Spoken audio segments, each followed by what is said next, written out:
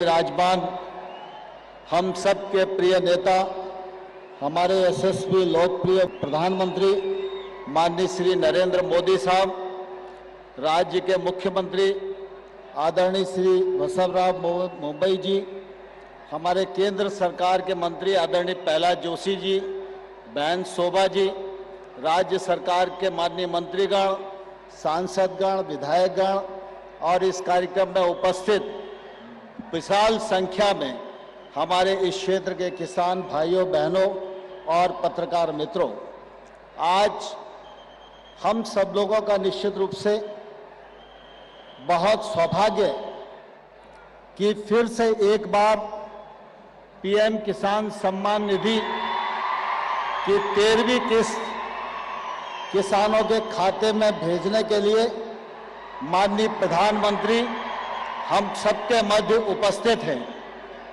आज के कार्यक्रम में, इस कार्यक्रम के अलावा देश भर में अनेक स्थानों में 85 लाख किसान इस कार्यक्रम से जुड़े हुए।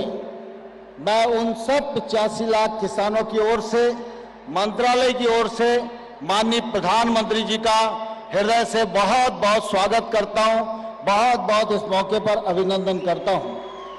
हम सभी कृतज्ञ हैं क्योंकि प्रधानमंत्री मोदी साहब ने जब किसानों की आमदनी बढ़ाने की बात कही, देश को आह्वान किया, तो उन्होंने सिर्फ दूसरों को ही नहीं कहा, सरकार की भी योजना बनाई और इस योजना के अंतर्गत 6,000 रुपया प्रति किसान की आय बढ़ाने में सरकार की योजना से उन्होंने मदद की। इस कार्यक्रम को पीएम किसान सम्मान निधि कार्यक्रम कहते हैं। यह कार्यक्रम दुनिया का अपने आप में अभिनव कार्यक्रम है। इतनी बड़ी संख्या में इतनी बड़ी राशि लोगों के खाते में अंतरण हो, ऐसा दुनिया के किसी और देश में नहीं होता है। लेकिन मुझे कहते हुए गौरव है कि प्रधानमंत्री जी ने अब तक 12 किस्तों में लगभग 11.5 करोड़ किसानों के खाते में 2,24,000 रुपया राशि का अंतरण किया है और आज 16,000 करोड़ रुपए की वो 13वीं किस्त उनके खाते में ट्रांसफर करने के लिए बैलगांव की धरती पर पधारे हैं। अभी बटन दबा के वो 16,000 करोड़ रुपया किसानों के खाते में ट्रांसफर करेंगे। हम सब निश्चित रूप से बहुत ही सौभाग्यशाली हैं कि नरेंद्र मोदी जी ने जब से कामकाज संभाला है, तब से लगातार उनके द्वारा इस बात की कोशिश की जाती रही है कि किसान कैसे समृद्धशाली हो, हमारा देश कैसे आगे बढ़े, गांव गरीब किसान की हालत कैसे सुधरे। और इसलिए आप सब ने अनुभव किया होगा, 13-14 में कृषि मंत्रालय का बजट 21,000 करोड़ रुपया होता था। आज मोदी जी के राज में कृषि मंत्रालय का बजट 5 गुना बढ़कर 1,85,000 करोड़ रुपया हो गया है और इसका फायदा आज देश भर के किसानों को मिल रहा है।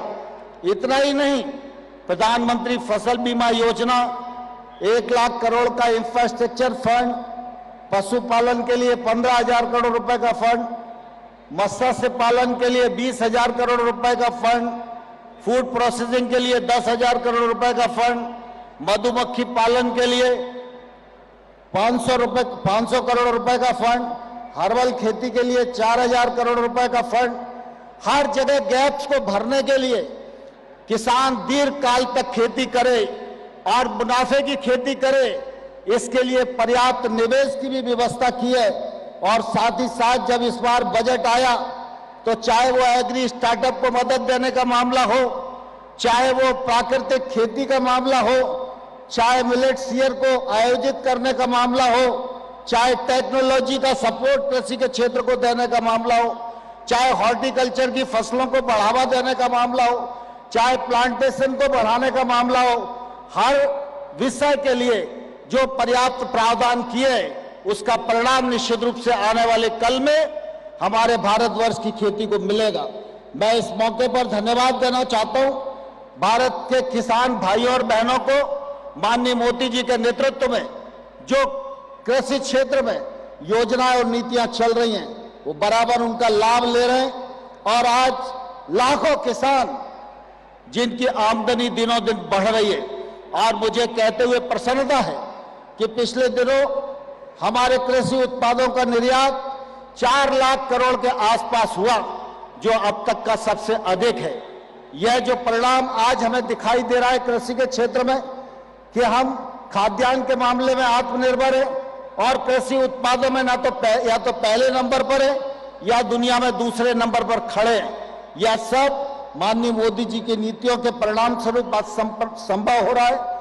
राज्य सरकारों के साथ मिलकर, किसानों के साथ मिलकर भारत सरकार इस बात की कोशिश कर रही है कि किसान आगे बढ़ेगा तो देश आगे बढ़ेगा। किसान के घर में समृद्धि आएगी तो पूरे देश में समृद्धि आएगी। इसलिए हम सब मिलकर किसानों को आगे बढ़ाएं। और आज पीएम किसान सम्मान निधि की तीसरी किस्त माननीय प्रधानमंत्री जी के कर कमलों से जारी होगी। और मैं एक बात आप सब लोगों को और कहना चाहता हूं, प्रधानमंत्री नरेंद्र मोदी जी के प्रस्ताव पर संयुक्त राष्ट्र संघ ने एक समय था जब सारी दुनिया योगा करे और योगा डे मनाया जाए, इस प्रस्ताव को माना गया था और आज दुनिया के अधिकांश देश भारत के योगा को अपना रहे हैं। इसी प्रकार से माननीय प्रधानमंत्री जी ने संयुक्त राष्ट्र संघ में यह प्रस्ताव रखा कि जो मिलेट्स है, माननीय प्रधानमंत्री जी ने उसको श्री अन्न नाम दिया है।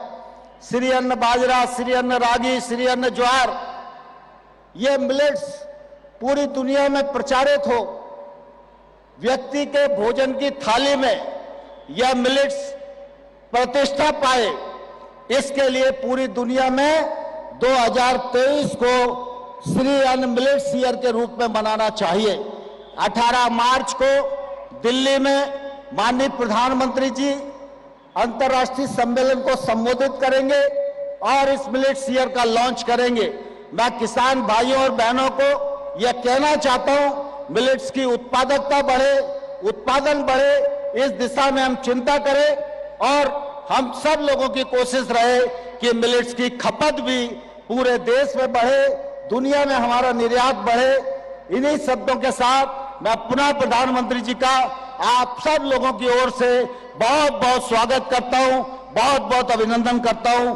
धन्यवाद। जय हिंद।